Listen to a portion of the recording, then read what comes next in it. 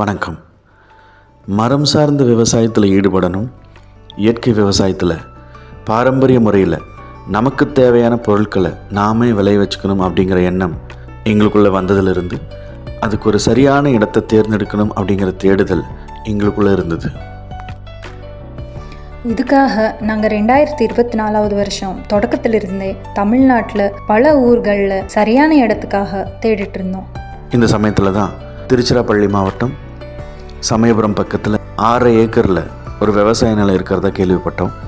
2024 வருஷம் மே மாதம் கடைசி வாரத்தில் அந்த இடம் பார்க்குறதுக்காக நாங்கள் போனோம்.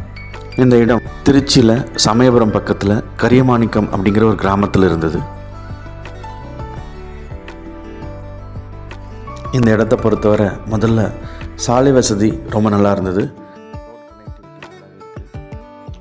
இந்த விவசாய நிலத்தை சுற்றி பார்த்தப்ப ஒரு பக்கத்தில் செம்மண், ஒரு பக்கத்தில் கரிசல் மண், இன்னொரு பக்கத்தில் இது இரண்டும் கலந்த விதமான மண், இப்படி பல விதத்தில் மண் இருந்தது பார்க்க முடிஞ்சுது.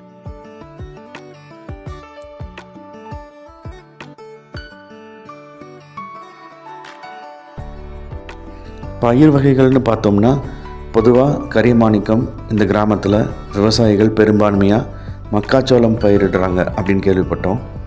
இந்த இடத்துல குறிப்பிட்டு எள்ளு, கொள்ளு, வேர்க்கடலை, சோளம் இப்படி தான் பயிர் செய்கிறாங்க. பக்கத்தில் எல்லாம் எலுமிச்சம்பழம் தோட்டம் வச்சுருக்காங்க. நாங்கள் போயிருந்தப்போ கூட எள்ளு விதைச்சிருந்தாங்க. இந்த இடத்துல இன்னொரு அம்சம் என்னென்னா, இங்கே கிழக்குலேருந்து மேற்க ஒரு நீர் வாய்க்கால் பாதை ஒன்று இருக்குது. இதை வாரி அப்படின்னு சொல்கிறாங்க. இங்கே மழைக்காலத்தில் நிறைய தண்ணி வரும்னு சொல்கிறாங்க. இடத்துக்கு மேற்கு புறத்தில் ஒரு ஆறு இருக்குது. இப்போ அதில் தண்ணி இல்லை, வறண்ட நிலையில் தான் இருக்குது.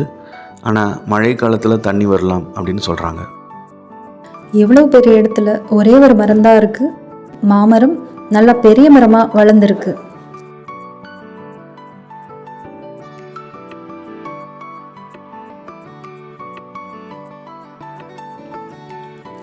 இங்கே இன்னொரு முக்கியமான அம்சம் என்னென்னா, இந்த இடத்துல கிணறு ஒன்று இருக்குது. நல்ல பெரிய கிணறு.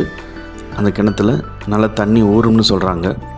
கிணத்துக்கு இலவச மின்சாரமும் பம்ப் செட்டு, பாசன வசதி எல்லாமே இருக்குது. நாங்கள் கிணத்து தண்ணியை டேஸ்ட் பண்ணி பார்த்தோம். குடிக்க ரொம்ப சுவையாக இருந்தது.